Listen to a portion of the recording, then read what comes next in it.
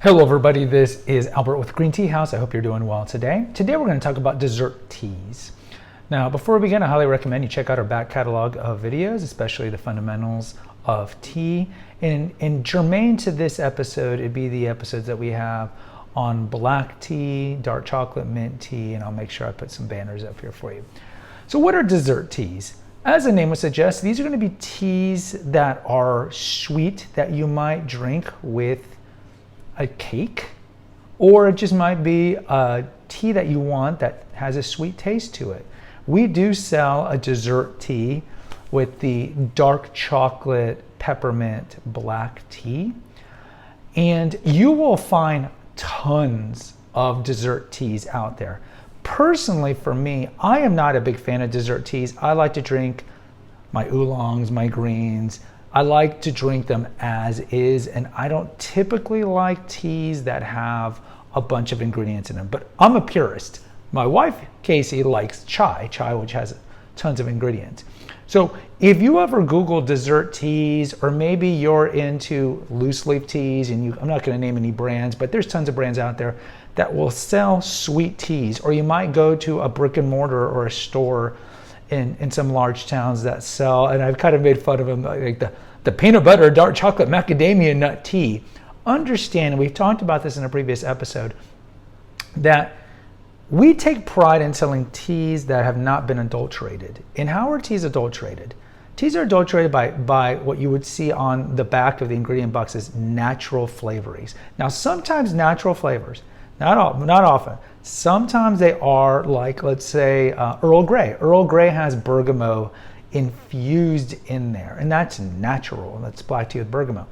But more often than not, especially if you're getting flavors that just seem like they wouldn't exist in nature, like sugar cookie chocolate vanilla frosting tea, understand that you can't make that in nature, that it's going to have natural flavorings that are going to mimic these things. Can you make flavors with natural fruits and whatnot to get close to, caramel, corn, popcorn flavor? Yes. But I would tell you that if you're going online or you're at a brick and mortar, always look at the ingredients. So for example, our one dessert tea that we currently sell is all natural. It's organic cocoa nibs, organic peppermint leaves, and organic black tea. We use Assam. We use Malti Assam. And that's it. So if you're going to buy anything that comes already packaged, please look at the ingredient list. So dessert teas, that being said, are great. Most dessert teas are going to come in two variants: black tea based or Roboy based.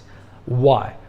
You're not going to find a lot of dessert teas that are going to be in green tea or white tea, because remember, black tea, and I'll put the banner somewhere in this episode, black tea is fully oxidized, meaning that the Camellia sinensis leaf has been broken down, and many times it's been cut, torn, and curled, like to the point where it's pellets. So when you buy black tea in a tea bag, if you ever cut and open it, it's just sawdust. It's what we call fannings. So it's completely broken down. But the more you oxidize and tear up a tea leaf, the more robust, and for lack of a better word, sweeter it's going to be. So if you drink a pure black, whether it be, a Nilgiri or an Assam or a Keeman or any of the black teas, and there's tons of them, it's going to have a more robust taste, because as you break down the leaves, you get more of what we call the theoflavonoids and theorubigens, which make the tea redder and, for lack of a better word, robust. And so black teas are perfect to mix with milk and sugar. The most famous of this, of course, being chai. The dark chocolate peppermint one we sell, you can also put in milk and sugar, because these black teas are perfect for milk and sugar, therefore they'd be dessert teas. The other type of tea you would use for dessert tea would be Roboys, or red tea, or rooibos as we mispronounce it. And we have a couple episodes on Roboys tea. Why is that? Because Roboys tea has a natural vanilla taste to it, and therefore it's already like set up to be a good base for a dessert tea.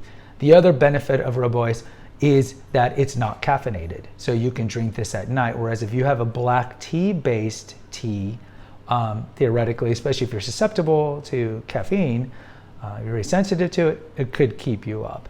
So when you're looking at dessert teas, you're either going to see these two classifications. Either it's going to be a black tea base or it's going to be a roboy base. But they're both going to be base, so it's going to be like 60% something, and then you're going to have some mixtures of stuff. So the other things that you'll see in a lot of dessert teas is just things that are naturally sweet. So you're going to find stuff that probably has some cinnamon, naturally sweet. We sell cinnamon tea, of course.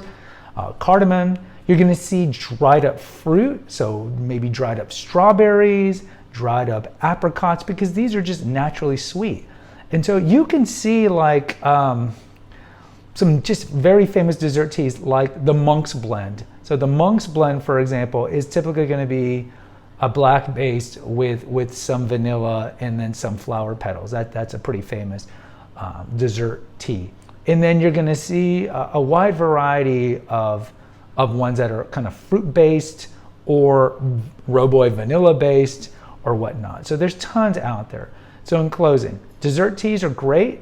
They're perfect to add in with milk and sugar. You can have it with a slice of vanilla cake or chocolate cake and drink it warm.